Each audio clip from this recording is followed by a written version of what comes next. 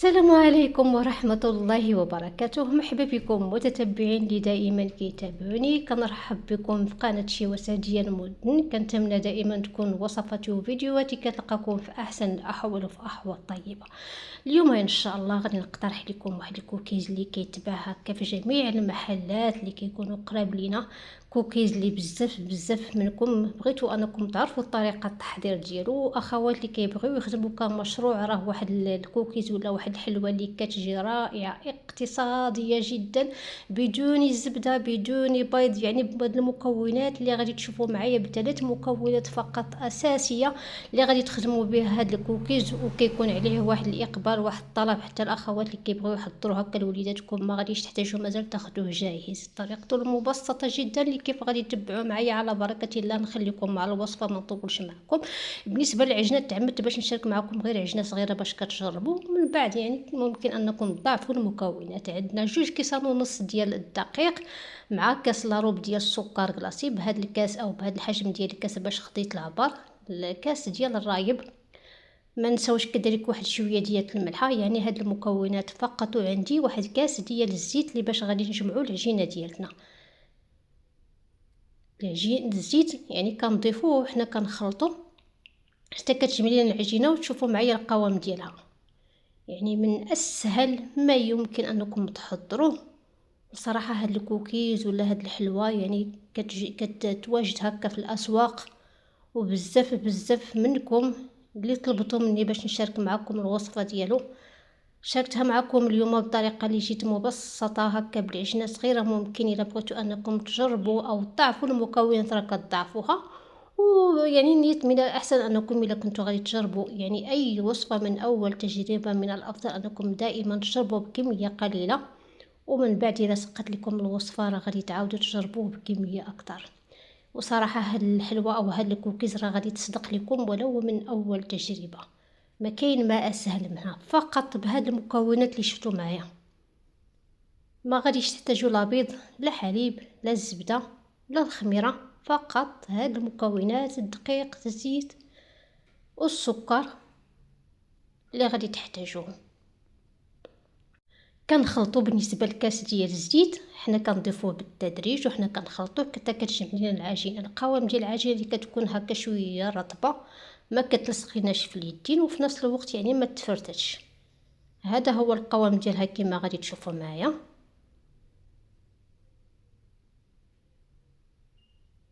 تقريبا راه كاس ديال الزيت اللي خدات لينا هاد العجينه. كاس ديال الزيت مع كاس لاروب ديال السكر كلاصي و2 كيسان ونص ديال الدقيق. ممكن تاخدو باي كاس، ممكن انكم العبار باي كاس عندكم متوفر، ماشي ضروري بهاد العبار ديال هاد الكاس.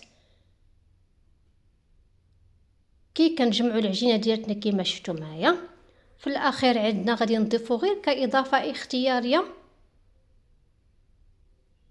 في الاخير كنضيفو هكا شويه ديال الفيغميسيل. كان متوفر عندكم ما كانش متوفر ماشي ضروري منه، غير باش كنحصلوا على اللي بحال يعني اللي كيتباع. كنديروا هكا شويه ديال الفيغميسيل، تقريبا واحد ملعقه، ماشي شي حاجه لي بزاف.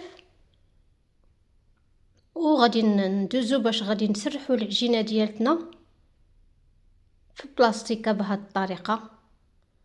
راه واحد الحلوه او واحد الكوكيز اللي غادي تحضروه في اقل وقت وغادي يجي خطير. وليداتكم غادي يطلبوه يعني بزاف، وما غاديش يعني اخوات اللي كياخدوه يعني جاهز. عطيتكم الوصفه وشاركت معكم اسرار ديال النجاح ديالها، واخا يعني بزاف من الاخوات اللي كيخدموه كمشروع ما كيبغيوش يعني يشاركوا معكم.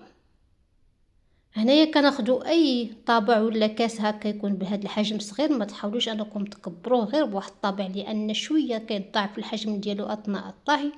فما تكبروش. هكا عندي كاس اللي كيقطع هكا يعني دوائر يعني بهذا الحجم.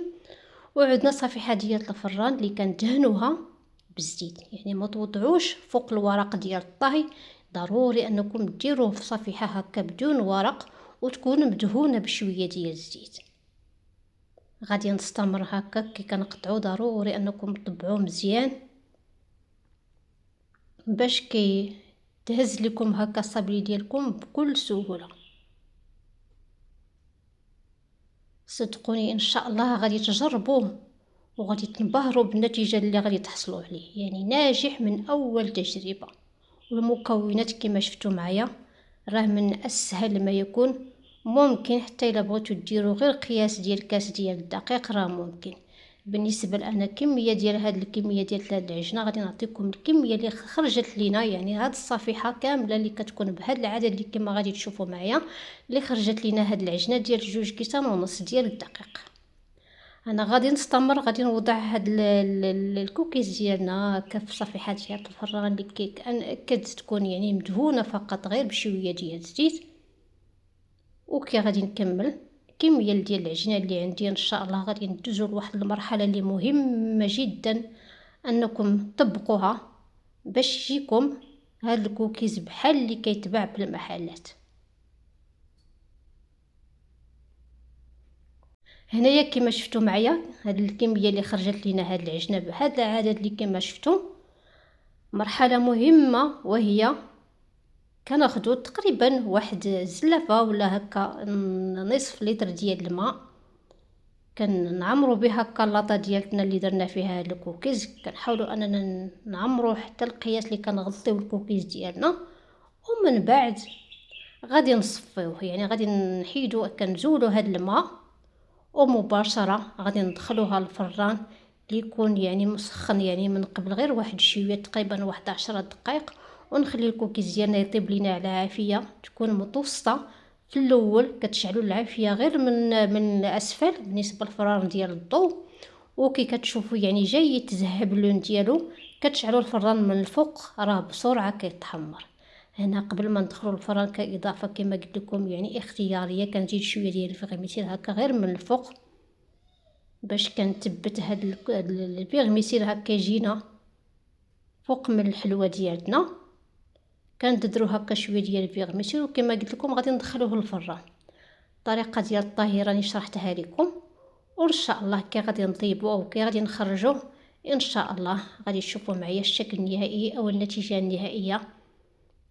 انايا مباشره كي خرجناها من الفران كنخليو الصفيحه ديالتنا حتى كتبرد، يعني كنخليوه حتى كيبرد لينا عاد كتم الازاله ديالو، يعني ما نسرعوش اننا نزولوه وهو مازال سخون لان راه غادي تفرتت لكم. خليوه في صفيحه تقريبا ربع ساعه حتى لنص ساعه، ومن بعد كتزولوه بكل سهوله راه غادي يتم الازاله ديالو. ما غاديش يتلصق لكم كوكيز او حلوه اللي كتجي رائعه جدا اقتصاديه كما شفتوا معايا، ما كاين ما اسهل منه. وهاد الكوكيز كنحضرو هكا ضمن وصفات المحل اللي عندي كنخرجوا ب10 دريال، يعني درهم كنعطي فيه 2 قطع، يعني 10 دريال للقطعه. هكا اخوات اللي كيبغيو يخدموه كمشروع وعندهم اللي ما عندهم محلات راه كيكون عليه واحد الاقبال وواحد الطلب بشكل كبير. كما شفتوا معايا الشكل ديالو كما قلت لكم راه غير كيضاعف واحد يعني شويه في الحجم ديالو، ما تكبروهمش بزاف. ان شاء الله غادي نجمع وغادي نشارك معكم الكميه اللي عندي. راني درت يعني في الاول درت عجنه كبيره، وفي هاد اللي شاركت معكم درت غير عجنه ديال 2 كيسان ونص باش نشارك معكم الطريقه. اخوات اللي كيبغيو يخدموه هكا كمشروع نشارك معكم الطريقه بكميه قليله تجربوه، وان شاء الله اللي بغات الوصفه اللي عجبتها الوصفه راه ممكن تضاعف الوصفه يعني المكونات في المره الثانيه. هذا هو الشكل النهائي ديال الكوكيز ديالنا وهاد الحلوه. كل واحد كيسميها، كاين اللي يعني يسميها كذلك حتى الغريبه، كل واحد يعني كيسميها. كما شاركت معكم الطريقه اللي جيت سهله جدا، والاهم مكونات ب3 مكونات فقط، اقتصادي جدا. شاركت معكم الثمن والكميه اللي كتخرج لنا هاد العجينه اللي شاركتها معكم. نتمنى ان اعجابكم هذا الفيديو، وان شاء الله كما ما كنبخلش عليكم بوصفات اللي كنشاركها معكم ضمن وصفات المحلات، وان شاء الله كنوعدكم بالمزيد من هذه الانواع ديال الوصفات اللي كيكون عليها اقبال واللي ممكن تاخذوهم كمشروع. ان شاء الله غادي نشارك معكم يعني غادي نقسم لكم شي وحده تشوفوا معايا الهشاشه ديال هذه الحلوه اللي نتمنى انكم تجربوها، وانا متاكده غادي تنال اعجابكم. نبغيكم كاملين تجربوها وتردوا عليا في التعليقات، واي وصفه كتجربوها ممكن تراسلوني في احدى الروابط اللي كنخليها في صندوق الوصف. يعني صيفطوا لي صور ديال التطبيقات ديالكم غادي نخليها عندي في المنتدى باش كنشجعوا الاخوات اللي كيبغيو يخدموا يعني باش يجربوه. كي كما تشوفوا معايا هش ان شاء الله. ما تبقوش هنا بالتشجيع ديالكم اللي يجزيكم بخير.